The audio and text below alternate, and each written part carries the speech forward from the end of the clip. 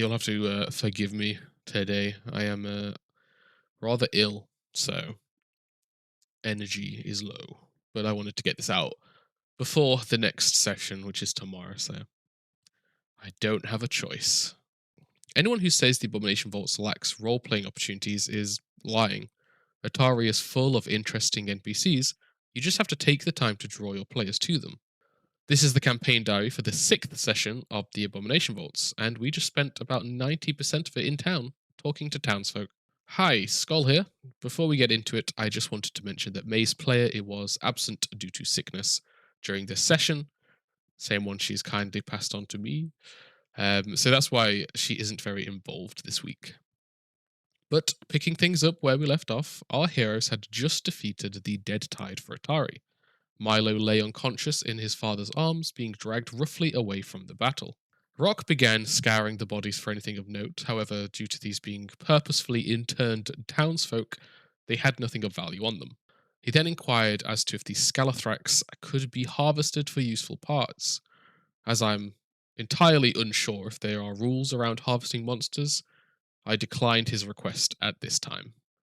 Meanwhile, Ornifex used her wand of healing to return Milo to consciousness and soothe everybody's wounds.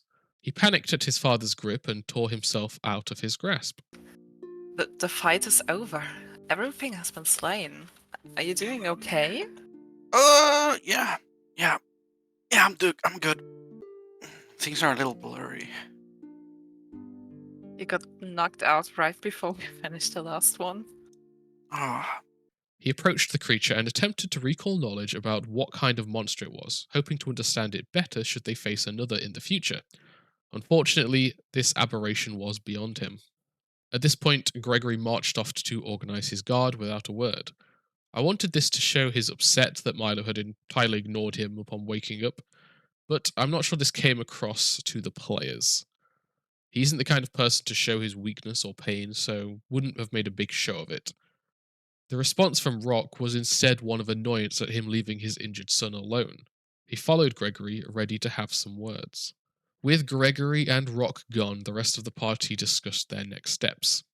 They could hear the disturbance in town and determined that while there was no immediate threat, the damage had been done and Atari was in panic.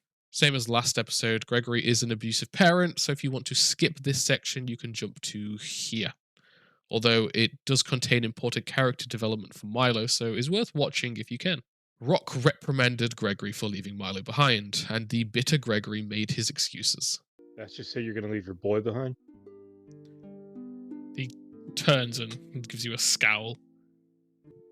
The fight's over. My pipe as I speak to him. The fight's over. Right. I've got to organize these guys. Yeah, but your son needs you. You don't see how bad he's fucked up? Oh, I see how bad he's fucked up. I'm going to be taking him home straight after this. He's not going to be leaving the house for a good fucking while. Oh, you think that, right? In a combination of concern for Milo and his pride being damaged, he became adamant that Milo would not be seeing the rest of the heroes again. You might as well say He'll find a way. Say your goodbyes. He's not going to be adventuring with you guys anymore. Clearly not safe. Highly. And I wonder why he's not safe. I think he needed a father more than he needed a soldier like you. Fuck off. Tell me how to raise my kid. If he'd listened to me more, he'd be safer out there. Would have been able to handle himself. You saw him fumbling his weapons, running over with fucking slingshots in his hand. He's not ready. Did you ever try to teach him? Yeah, I tried. You're too busy. For most of his youth, I would give him a sword, tell him to get out on the fields, but no, he'd go sticking his head in a book. Just start reading shit, practicing little tricks. He wouldn't take his training seriously. He seemed to hate it. I don't know what was wrong with him. Ornifex listened to the conversation as Rock threw some final words of shade at Gregory before returning to the group. I'm going to be in town for a while. So, you know what? You need a lawman, let me know. If you need helping a father, I can't help you with that, though. I'm going to go back to the group. Gregory was now in a foul mood and began taking it out on his guard, screaming orders to help the town. Rock encouraged Milo to stick to the path laid out in front of him, to which Milo spoke about his feelings of being meant for something great. Sounds like your old man's not gonna let you out of the house for a while. But that's not gonna stop you, is it? No, probably not. Although I'd probably have to find somewhere else to stay for a while. I don't really have anything there that I need currently. I feel like this situation is more important. It's hard to describe, but you know about the caravan, right? The cosmic caravan. I've heard things. I usually stay out of that sort of line of thinking, you know? Yeah, I've been into it for a while. I can do a harrowing myself, and I tried to determine, uh, my destiny. And sometimes I get a feeling when I perform the ritual that I have a chance to do something great at some point if I play my cards right. And I feel like taking care of this situation is going to be that pivotal point. So, if I back down now, I'll never amount to anything. Gregory approached Milo and attempted to reach for his shoulder, but to his surprise, Milo didn't let him near. He told Milo that he is taking him home, but when he refused, an ultimatum was made. Come home now, or don't come home at all. Go Father? home. No, I'm sorry, but I have to do this. I know you don't want me to, and I know that I haven't really shown you what I'm capable of, or that I'm capable at all, but I need to stay with my friends, and we need to continue our task, our mission, our quest. I think this is important, and I think you know that this is important. Otherwise, it wouldn't have resurrected half of the graveyard. There's something bad going on there, and it needs to be taken care of. And I think we are the only people who could. What the fuck are you talking about? This happened because you went up there. No, yeah, maybe, but I don't think so. We never reached the light. I think this would have happened regardless of what we did up there. I'm pretty sure, or well, it's just a suspicion of mine, but I think there's something brewing, and this was just the first wave, or the initial, the starting shot, so to speak. That's all the more reason for you not to get involved.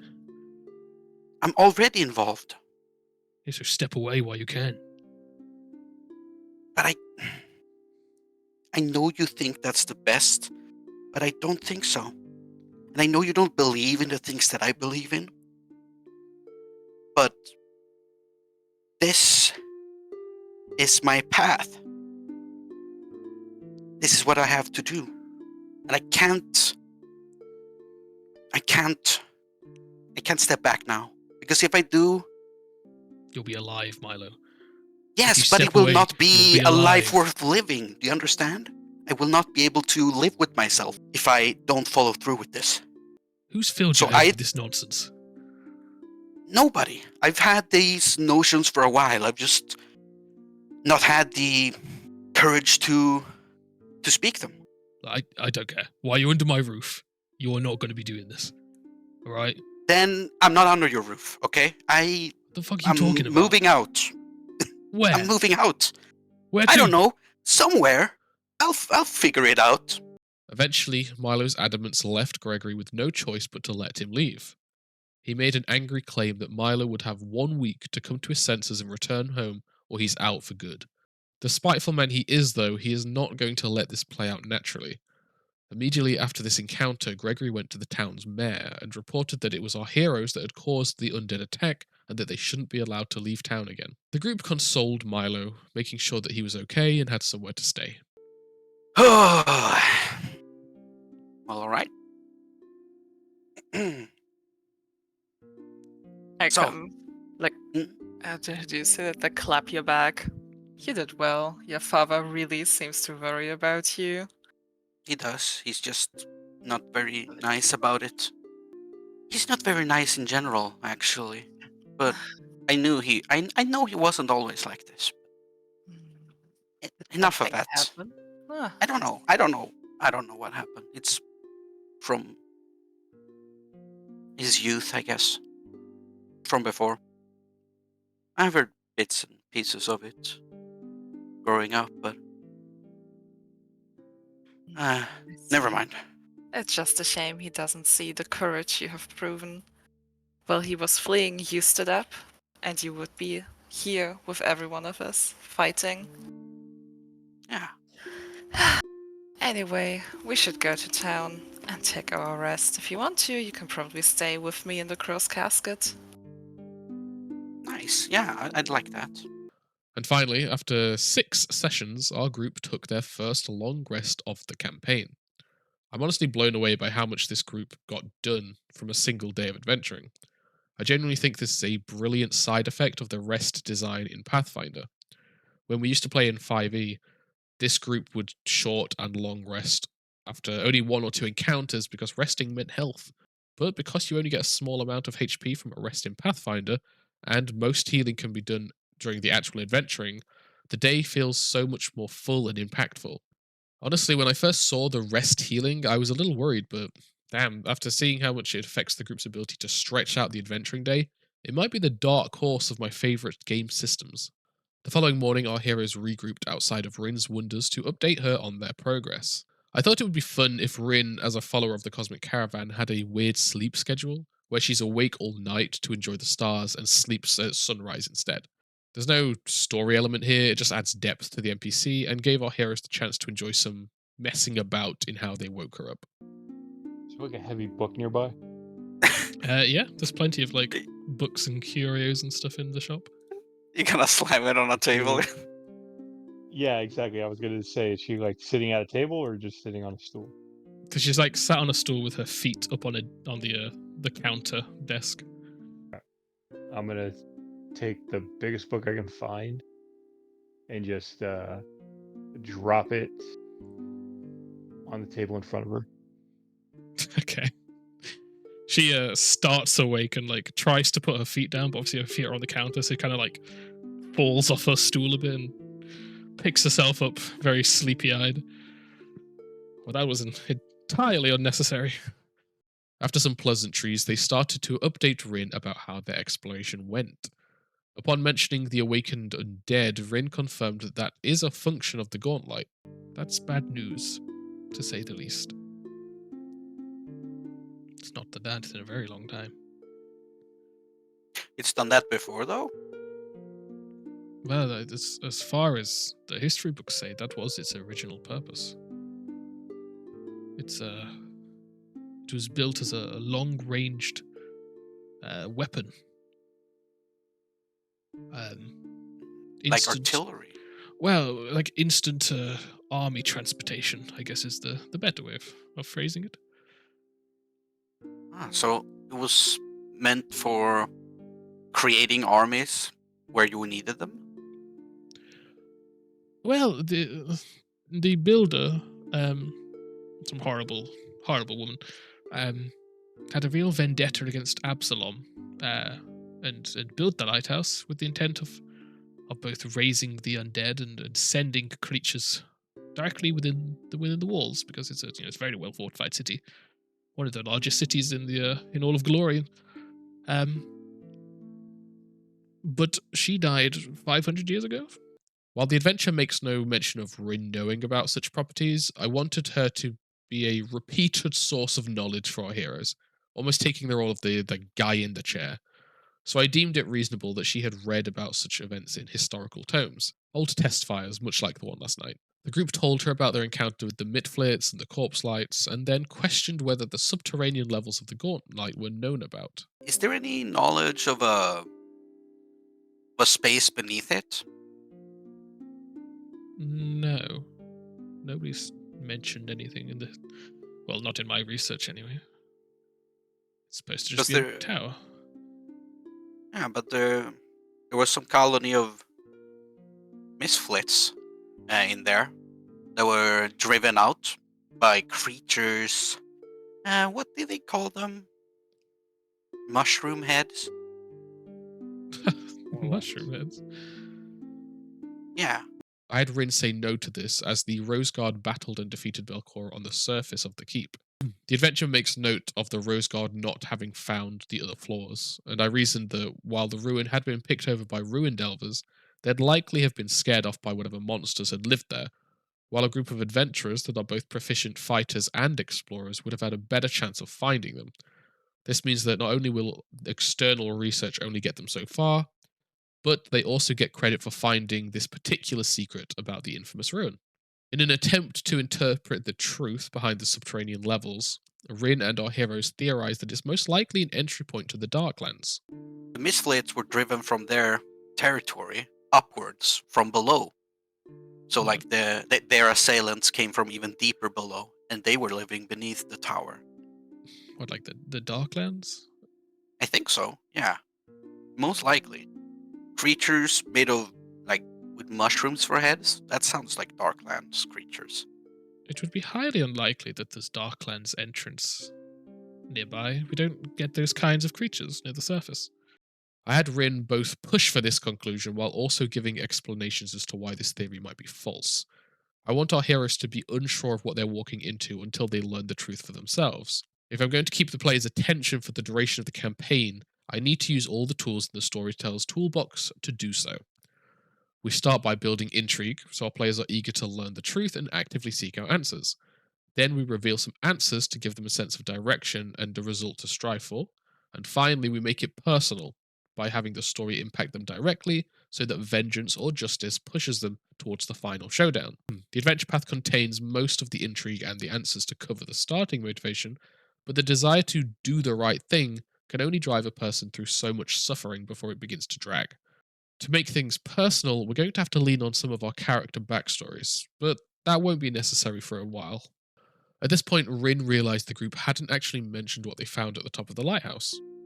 Wait, what was at the light? What was at the peak? Did you see what the light was? We didn't get that far, actually. And there were a lot of... We cleared out a haunt and found some kind of chapel full of corpse light.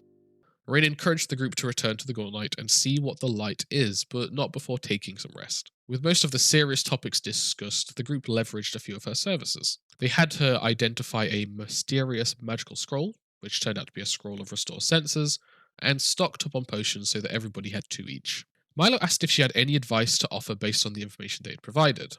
I had Rin encourage them to return to the lighthouse and see what's going on up there, as without that knowledge, she's unlikely to be able to help further.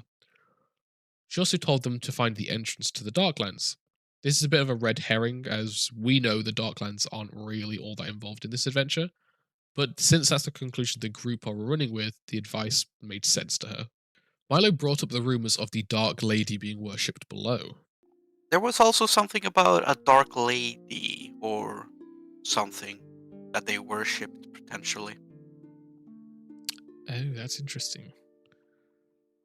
You don't have a name or any iconography? No, we got this second hand from the king of the Midflits. Oh, that's annoying. It would be good to know who that is. Or if they're even real. A lot of the more primitive races do worship all kinds of strange things. Yeah, that's true. But there are plenty of gods and deities that might be.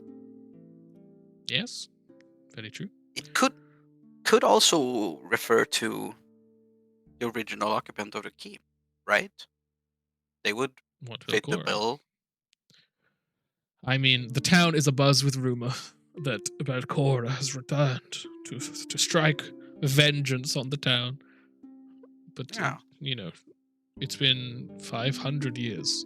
It would be rather strange for her to have waited that long to do anything. Rin was a little dismissive of the importance of this person, as the rumors of Belcora's return have erupted around town, and she was purposefully letting herself be in denial of this. Having researched the history of the Gauntlet, Rin knows how terrible it would be if Belcora had returned. Rin also took this moment to ask Milo to be a little more careful when sneaking about, as she had to deal with a rather angry Gregory last night. Yes, one more thing, Milo. Next time that you go out for a little adventure, Yeah.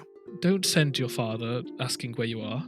That was a rather upsetting conversation.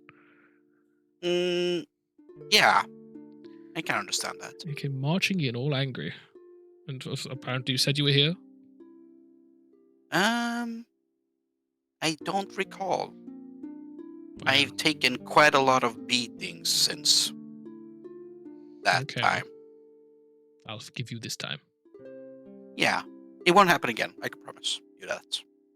I wanted to make it clear that Gregory was willing to meddle, and if left unchecked, he could damage relationships with their allies. Milo had mentioned in passing during this conversation that he had been doing fortune readings for himself. As the group left Rin to her sleep, she whispered to Milo that if he wants a real fortune reading, he should return to her once the stars are up. After that rather long and chosen roleplay encounter, it seemed like a good time to introduce a roleplay encounter that they were not expecting. As they exited Rin's tent, a member of the Atari garrison stood waiting for them. He informed the party that Mayor Osif had demanded their presence at his home. The group obediently followed the guard and soon sat face to face with Osif Menhemers. Osif explained that a concerned citizen had reported to him that our heroes had meddled at the Gauntlet and caused the terrible events of last night. Milo correctly guessed that it was his father that had made these reports. I have received word from a concerned citizen of this town that it might have been you fellows that caused this. Do you have anything to say about this? A defense of yourselves? I'll raise my hand, like I'm in school. Yes, boy. Was it my father? Yes. Okay, that makes sense. I've decided that there is a small bit of rivalry between Osif Medhemers and Gregory Suresh, not in a political manner, but in regards to the town garrison. Many of the guards seem more loyal to Gregory than Osif, and this bothers him. Because of this, when Gregory brought the issue to Osif and requested our heroes be confined to town, Osif thought this was an opportunity to get back at Gregory, and made a different decision. He's requested that I put a stop to you and your group from going anywhere near there and causing a disturbance again. Is this the same group that last night defended the graveyard as the members of the garrison stood in the gateway, too frightened to move? It is, which is why I will be dismissing the advice of our trusty garrison leader, and instead would like you to clean up the situation. The adventure always had Osif hire the party to put a stop to the Gauntlet. I just changed the dynamic from the heroes being seen fighting the Dead Tide and hired for their heroics, to Gregory's meddling, triggering the heroes being chosen out of spite. Since Rin was the initiating factor in this adventure, my party were quite likely to have committed to dealing with the Gauntlet without the promise of reward, so at least now they'll be getting the 50 gold per person that they're supposed to. It also makes the world seem more alive doing it this way. Buying into the rumors spreading around town, Osif believes that Belcora had returned. Sorry to interrupt, but you mentioned that you want to avoid it that Belgara returns. What do you know of this event? Well, obviously, mostly just a rumor from those that were present last night. The entire town saw the beam of blue light. It was very, very noticeable.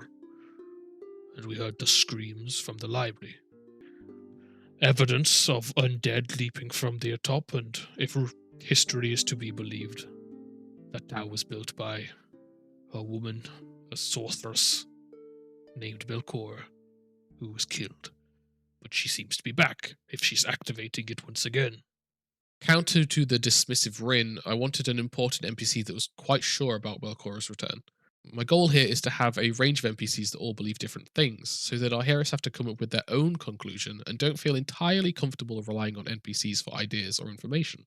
It also makes the town feel more alive if everybody has their own opinions on things and prevents the town from becoming one-dimensional. With various NPCs having various opinions, our heroes have a selection of people to choose from when they want to talk about certain topics. After the meeting, the group flagged down a member of Osif's staff and inquired about supplies, specifically things that can help them better handle undead. I decided that rather than providing them with some immediate options, I'd have them in Hemmer's Manor send a runner to petition the town for aid. Not only does this give me time to figure out some balanced options, but it also means I can make it public knowledge that our heroes have been tasked with dealing with the Gauntlet. Now, in hindsight, this would have been a perfect opportunity to do some setup for future plot points. In Book 2, the town's blacksmith, Carmen Rajani, becomes a major plot point when he steals an item that the party will need. In that second book, it's explained that the conflict revolves around Carmen feeling that he is entitled to a sword that once belonged to his ancestor, Vol Rajani. However, the sword is in the possession of Osif and he refuses to sell the item. This would have been a great opportunity to tease this conflict by having him outside the home, yelling and demanding the sword's return. I annoyingly missed this chance during our session, so we'll need to squeeze in the signs of this conflict later, but I highly recommend that you try and add a short scene here. As part of our Foundry setup, I have an add-on that creates pre-generated shops for the town of Atari. In these shops, Sesto noted that the Dawnflower Library has a few +1 weapons for sale, and seeing as Rock uses a rapier, they decided to head over there and see about buying him a +1 rapier, as well as getting their wounds healed. I wanted the group to head to the library at some point to witness the damage from last night, so this was a fortunate next stop. As they approached, I described the damage to the roof and the surrounding area. A small crowd had gathered and they were attempting to identify the corpses. I think it's often overlooked in undead situations, but these are people that once lived in this town. Their children and grandchildren are now the ones that have to clean up the mess. In my opinion, the psychological trauma of seeing your deceased family member attacking the town would be far worse than the attack itself, and so I wanted to let this somber mood of the town become clear to our heroes. The heroes headed to the temple and began chatting with Vandy Banderdash about the possibility of healing and trade. I let the party get healed for free on this occasion, stating only that the temple expects a tribute in the future, but if they end up relying too heavily on this service, I will have them require some form of payment. As for the +1 rapier, the group ended up trading the +1 Morningstar they found to get a discount off the weapon, as well as buying a handful of bottles of holy water. I think it's safe to say the corpse lights have officially freaked them out as they have begun seeking out anything that will help them combat the undead. Once their business at the library was done, the party split up for a bit. Sesto began speaking to the gathered townsfolk to inquire about what people know about Belcora. We did this using the Gather Information Exploration action. Unfortunately, the roll was bad and nothing of note was learned. I described this failure as all the various townsfolk having their own very clearly embellished tales of how awful she was, and Sesto not feeling confident that any of the information was valid. While he did that, Ornifex treated the wounds of Milo and May, returning everybody to full health. They then visited Morlabint at Odd Stories. Being fellow bookworms, Milo and Morlabint are old friends at this point. Hello, Milo. How are you doing Ah. today? I'm good. I'm good. Did I you was see? wondering. Did you see the light Huh? up on the graveyard? Yeah. You know what? I was actually there. Really? Really? Yeah. Wow. Was it I know. scary? Oh, yeah, it was. It was very scary. Nice. I took this early opportunity to initiate the side quest for the floor 3 of the Gauntlet, in which the group can earn gold by bringing rare tomes from Belcora's library to Morlabint. If you find And any cool books, you should bring them to me. Yeah, of course, of course. They'd be cool. Yeah, I'll definitely do that. If we find any cool esoteric lore, like maybe a book in some ancient script that nobody knows, I'll bring Yeah. it to you first. Yeah, do it. Thank you. Once the general chit-chat had finished, Milo asked if the shop had any books about the Gauntlet specifically. I decided to say no for a couple of reasons. Firstly, we're still very early in the campaign, and I don't want to give the party access to too much of the location's lore, especially in a way that makes it second-hand. If they're going to learn about the Gauntlet, I want them to discover it first-hand by exploring the location itself. Secondly, the in-game reason is that the Gauntlet is rather unknown and insubstantial to most of the world.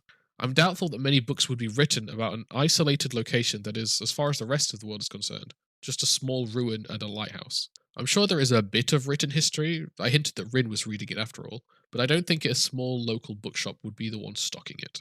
I actually think the best source of information might be the museum in the Menhemmers Manor. After the disappointing development that they would be unable to study their way through the adventure, the group decided it is about time to return to the Gauntlet, but not before sleeping another night.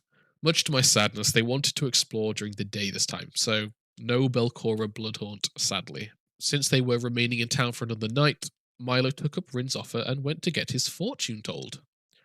Rin's stat block contains the Read the Stars feature, which provides the mechanical benefits of a fortune reading, but the adventure doesn't really help with the roleplay side of the reading. I know some GMs use tarot cards or other common fortune reading methods to add some dramatic flair, but since the Cosmic Caravan plays such a big role in Rin's personality, and a couple of our heroes follow the Pantheon, I wanted to incorporate the constellation directly into my fortune reading. What do you know about the Cosmic Caravan? A bit. Enough to do a harrowing. I've got my own deck of cards. Oh, that's cute. Did you know that the Cosmic Caravan is also the constellations? Yeah. Good. I also know that the dark tapestry is all of the darkness between them. Yes. Well done, you've done your research. Since we're sat beneath the stars, beneath the constellations, how about we look to them for your fate? Yeah, alright. Rin positioned Milo so that he was laying on his back looking up at the night sky. As the various constellations twinkled above, Rin asked which of them drew his attention the most. As this happened, I sent the player this image. Each of these unmarked constellations is associated with one of the many constellations of Galorian's night sky. All of the gods of the Cosmic Caravan are included, as well as several others. As he selected the one that most caught his attention, I cross-referenced it with an annotated version to see what he'd chosen. Between sessions, I'd researched each of these gods and constellations and written short fortunes based on the aspects most associated with them. Some fortunes are good, some are bad, and some are up to interpretation. Milo chose the Lantern Bearer, and Rin recited the fortune associated with that constellation. So you've chosen the Lantern Bearer. Hmm. Well, the fortune often associated with the Lantern Bearer is one that means your path will remain open to you.